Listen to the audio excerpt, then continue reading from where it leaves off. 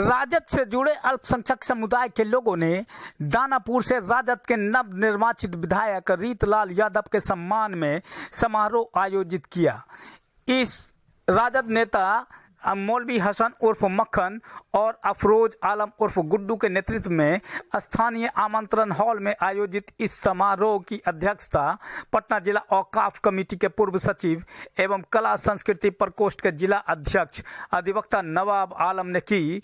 माननीय विधायक को अफरोज आलम उर्फ गुड्डू, तकिया जमाल शाह के सचिव और प्रसिद्ध समाज सेवी मौलवी हसन उर्फ मक्खन मुश्ताक अहमद ने फूल मालाओं से स्वागत कर बुके और अंग वस्त्र देकर सम्मानित किया।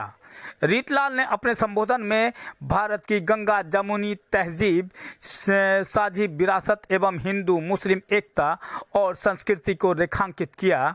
इस अवसर पर रीतलाल के भाई समाज सेवी पिंकू यादव को भी सम्मानित किया गया। इस मौके पर दानापुर के प्रखंड विकास पदाधिकारी, दानापुर प्रखंड प्रमुख सुनील राय, मोहम्मद सोनू, पिंकू यादव, मंजर इमाम, मुजफ्फर, दौलत इमाम, शमशाद खान, नसीरुद्दीन उर्फ रिंकू, अशरफ, बंगाली खान, इम्तियाज उर्फ बब्बन खान, असगर मुस्तफ़ा, सोहेल असगर अली सहित भारी संख्या में अल्पसंख्यक समुदाय एवं गण्यमान्य व्यक्ति मौजूद थे। गयास उद्दीन की रिपोर्ट। चमन में फूल का खिलना कोई कमाल नहीं, चमन में फूल का खिलना कोई कमाल नहीं, रहे वो फूल जो गुलशन बनाए सहरा को। दुनिया में मेरा भारत सबसे महान है और ये एकता और प्रेम ही भारत की शान है। कहते हैं दुनिया वाले जिसे सोने की चिड़िया, वो सोने की चिड़िया मेरा हिंदुस्तान है। मुअज़्ज़िज़ हजरात, नौजवान साथियों, बुजुर्गों, दोस्तों, आप लोगों ने जिस तरह के नेता को चुनने का काम किया है, उम्मीद करता हूं कि इस इलाके की तरक्की हर कीमत पर होगी और इंशाअल्लाह होके रहेगी। एक जुझारू नेता आप लोगों ने चुना है। हम लोगों को तो उतनी खुशकिस्मती थी नहीं, हम लोग फुलवारी विधानसभा के क्षेत्र के रहने वाले हैं, लेकिन आप लोग खुशकिस्मत हैं कि आप लोगों के बीच इतना जुझारू, मेहनती और ईमानदार नेता आपको मिला, जिसको चुनकर आपने विधानसभा भेजने का काम किया है। मैं आप लोगों का भी तहे दिल से शुक्रिया अदा करता हूं। ये राम की धरती है, नानक का चमन है। ये राम की धरती है, नानक का चमन है, बापू की सरजमीन है, ख्वाजा का वतन है। इस वतन को अब संवारने और सुधारने की हम तमाम लोगों की जिम्मेवारी है, क्योंकि आपसी भाईचारा और प्यार जिसकी वजह पर, जिसकी बुनियाद से हिंदुस्तान दुनिया में जाना पहचाना जाता था, उसको रौंदने का काम किया जा रहा है। इसलिए मेरे दोस्तों, हम तमाम लोगों की यह जिम्मेवारी बनती है कि हम तमाम लोग मिलकर आपस में विधायक जी को अंग वस्त्र देकर सम्मानित कर रहे हैं। मोहम्मद मुश्ताक ये शिक्षक हैं और इस क्षेत्र के बहुत सक्रिय समाज सेवी हैं। और अब हम अपने भावी एमएलसी पिंटू जी को हम सम्मानित करना चाहेंगे। हमारे आइए अंग वस्त्र देकर। और अब इस कार्य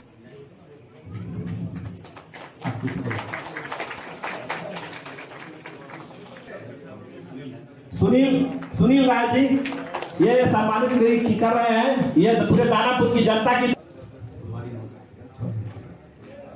ये नौसा से जब को पता चला कि विधायक जी आ रहे हैं और सम्मान समारोह है, तो नौसा से चल कर आए। उनका हम अभिनंदन के और कई नेता यहाँ मौजूद हैं। इस अभिनंदन समारोह में हम उनका स्वागत और अभिनंदन करते हैं। इस समारोह में विधायक जी के लिए जोरदार ताली भी हो जाए। थोड़ा इतनी भीड़ है और ताली की कमी, थोड़ा सा तालियों की गड़गड़ाहट के बीच यह सम्मान समारोह,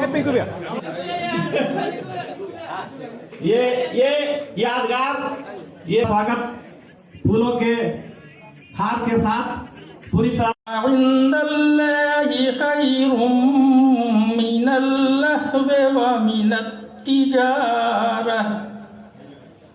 वल्लाहु खैरुर राज़िकीन।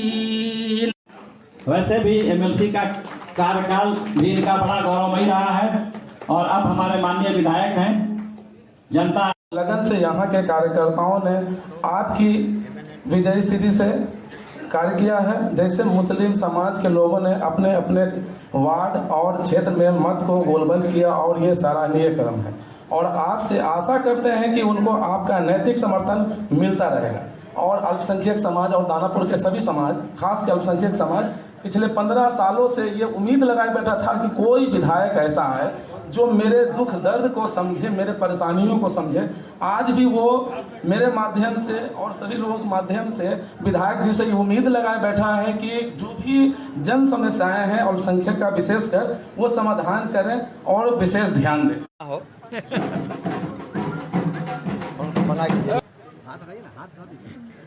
रजत के अल्पसंख्यक परिवार की तरफ से आपको सम्मानित किया गया, आपको कैसा लग रहा है? बहुत अच्छा लगा और आगे भी चाहेंगे। इसी तरह से राष्ट्र के बचाने के लिए हम सभी भाई हिंदू, मुस्लिम, सिख, ईसाई एकजुटता का पहचान बनाते रहें और ऐसे ऐसे कार्यक्रम में सहभागिता एक दूसरे के साथ निभाते रहें।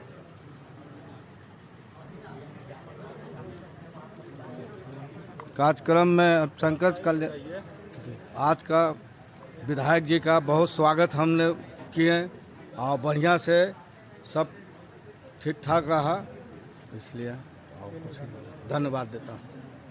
खान सहित एक चुरू जिला है, वहाँ के 3 व्यक्ति एक ही गांव का आजम खान सहित अपने आप में शहीद होने का काम किया। आपको याद होगा जब हमारा कारगिल युद्ध हुआ 99 में, जब 29 मई 1999 का दिन आया तो नसरुद्दीन सहित 11 व्यक्ति ने अपने आप के शहीद होने का काम किया। हम कैसे कहते हैं यही तो हमारा राष्ट्र होना जरूरी है, हिंदुत्व होना जरूरी है। ये तो एक सांप्रदायिक ताकतों का बहाना है और एक बर्बाद करने का सोच है और हम चाहेंगे इन सारी बातों को लेकर आप लोग अपने आप में एक वैमनस्यता की जो स्थिति फैलाने का जो लोग कर रहे हैं उसको सफल ना होने दें। आप लोग सब जिस रूप में आप लोग एकत्रित रहते हैं उसी रूप में आप लोग एकत्रित रहें और जिस रूप में आने वाला जो भविष्य है हम लोग एक स्वच्छ राष्ट्र बनाने के लिए आगे एक दूसरे के कदम में कदम मिलाकर बढ़ते चले। धन्यवाद। भारत माता के आज मंच पर उपस्थित हमारे सारे अभिभावक, सभा में उपस्थित भाई बंधु, माताओं एवं बहनें, मीडिया से संबंधित पदाधिकारीगण, मैं अपने तरफ से इस शुभ अवसर पर जो आप लोगों ने मान सम्मान देने का काम किया इसके लिए आभार प्रकट करता हूँ। हम सभी जानते हैं कि भाईचारा ही सबसे बड़ी चीज होती है। अगर भाईचारा ना हो तो मेला नहीं लग सकता है, भाईचारा ना हो तो जुलूस नहीं हो सकता, भाईचारा ना हो तो सभा भी नहीं हो सकता। इसलिए बहुत हमेशा एक ही चीज हमने देखते आए हैं और देखने के लिए मिला भी है हमको कि हम कहीं भी आप जैसे माताओं, बहनों, भाई बंधु, गार्जियन, अभिभावक के बीच में गए हैं तो हर्षोल्लास के साथ एक दूसरे के बीच में एकत्रित होने का काम किए हैं और पूरी सभा को सफल बनाने के लिए मन में अपने आप में प्रतिज्ञा करके भी लोग आते हैं और एक उद्देश्य लेकर के जाते हैं। इसी तरह से आगे भी हम लोगों को भाईचारा के रूप में जीना है और रहना है। लेकिन कभी कभी ऐसा महसूस होता है कि हमारे हिंदुस्तान का दुर्भाग्य है। हमारे पूर्वज ने जो जन्म दिया था अपने बच्चे को, जिन्होंने देश के नाम पर शहीद हुआ, उन लोगों को एक दूसरे से बांटने का काम किया जा रहा है। अगर जो ये स्थिति रहा तो हमारा जो राष्ट्र संकट में था, उससे उभरने के बाद जो 1947 के बाद हम लोगों को आज़ादी मिली, उसी संकट में हम लोग चले जाएं। हमारे देश में सांप्रदायिक ताकतों के द्वारा एक दूसरे के बीच में वैमनस्यता फैलाया जाता है। हम जानना चाहते हैं आप लोगों से और उन सांप्रदायिक ताकतों से, क्या हिंदू, मुस्लिम, सिख, ईसाई जो हमारे पूर्वज महात्मा गांधी जी ने जो कह करके गए थे कि हम सब भाई भाई हैं, क्या उनका कथन गलत था? और गलत था तो उन जैसे महापुरुष को हम लोग इतना बड़ा कुर्बानी देने के लिए कलंकित ना करें, और कलंकित करते हैं तो सबसे बड़ा कलंकित हम होंगे। याद होगा आप लोगों को कि जब हमारा देश आज़ाद हुआ था, उसमें बहुत सारे हिंदू के परिवार लोग थे, उसमें बहुत सारे मुस्लिम के परिवार लोग थे, जिन्होंने अपने अपने कुर्बानी दे करके हमारे हिंदुस्तान को आज़ाद कराया। जब जब आवश्यकता पड़ा हिंदू को, तब तब राज्य के लिए अपने आप को समर्पित हुआ और कुर्बानी दिया। इसी तरह से जब जब हमारे मोमडन समाज को जब जब आवश्यकता पड़ा राज्य को बचाने के लिए, तब तक उन्होंने भी अपने आप को शहीद होने का काम किया, अपने बाल बच्चों को शहीद होने के लिए प्रेरित किया। जैसे कि आप जानते हैं कि हमारे यहाँ भगत सिंह के नाम आप सुने होंगे, चंद्रशेखर सिंह आजाद का नाम आप लोगों ने सुने होंगे।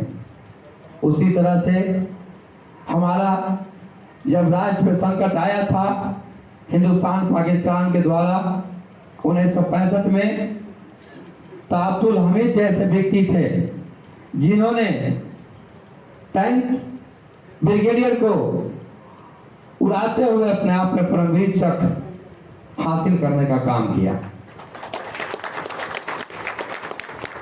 आपने भी सुना होगा कि जब 1971 में